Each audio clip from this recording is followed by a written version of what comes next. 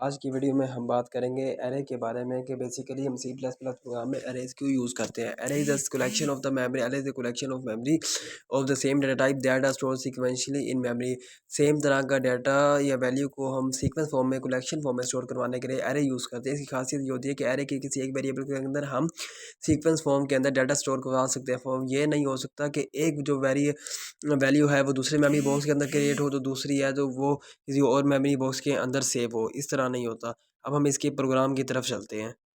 हम इसके प्रोग्राम में बात करेंगे कि हम इसको इसकी इनपुट हमने कैसे करवानी है। हमने 5 टाइप के 5 एरेस की एक इंडेक्स ए लेंगे जिसकी वैल्यू होगी 5। अब हमने इसको सी इनपुट करवाना है। सी इन ए।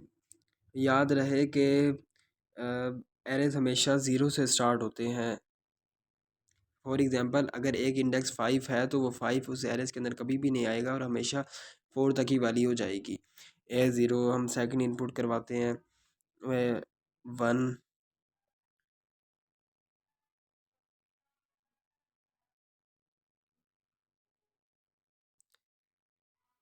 अब हम इसको रन करवाते हैं। ये मैं पूरा रन नहीं करवा रहा, आपको दिखा रहा हूँ कि जस्ट इस तरह हम वैल्यू पर एंटर करके रन कर सकते हैं।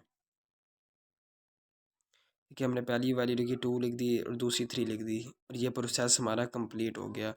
अब हम बैक आ जाते हैं। अब मैं आपको दिखाता हूँ कि हम इसको आउटपुट कैसे शो करवाते हैं। देन हम इसकी आउटपुट शो करवाने के लिए फॉर लूप का यूज़ करेंगे। देन अब हम इसको फॉर लूप के ज़रिए हल करेंगे और बी की वैल्यू को एक और इंटीजर क्रिएट करेंगे बी जिसकी वैल्यू ए के या 0 के इक्वल होगी और बी लेस देन और इज इक्वल टू होगा 5 के। और और बी को का हम बी के अंदर इंक्रीमेंट करवाएंगे।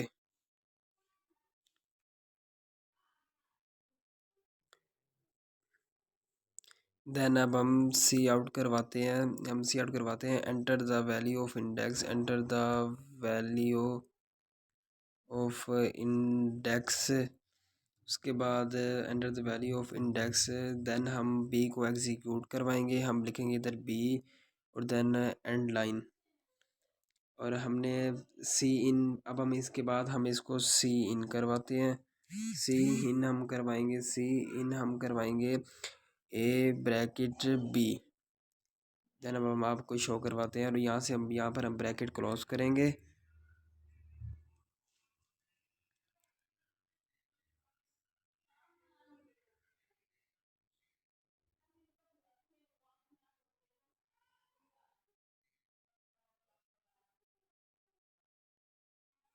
बाद ये हमने वैल्यू जो पहले को हम 100 कर देते हैं, सेकंड को 2, थर्ड को 3,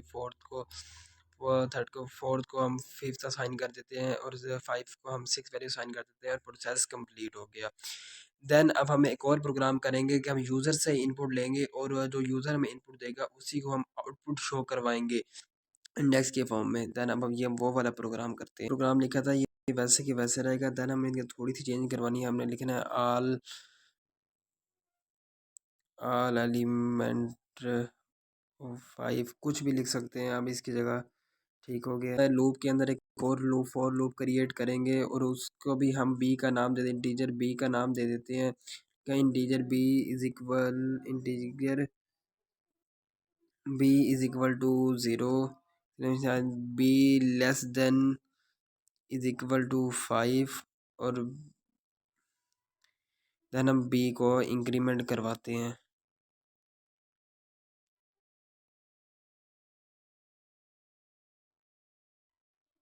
अब हम यहाँ लिखेंगे सी आउट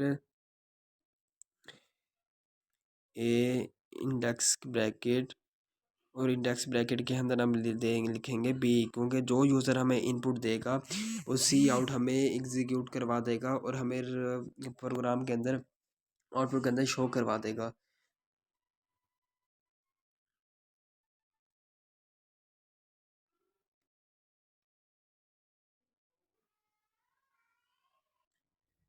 ये इंडेक्स 0 को हम वैल्यू देते हैं 1, नेक्स्ट को देते हैं 2, फिर 3, फिर 4, फिर 5, फिर 6, फिर बाकी ऑल एलिमेंट 5 हमें शो करवा दिए जो इंडेक्स के अंदर थे। ये था हमारा आज का प्रोग्राम। उम्मीद है आपको प्रोग्राम पसंद आएगा। मिलते हैं नेक्स्ट वीडियो के अंदर।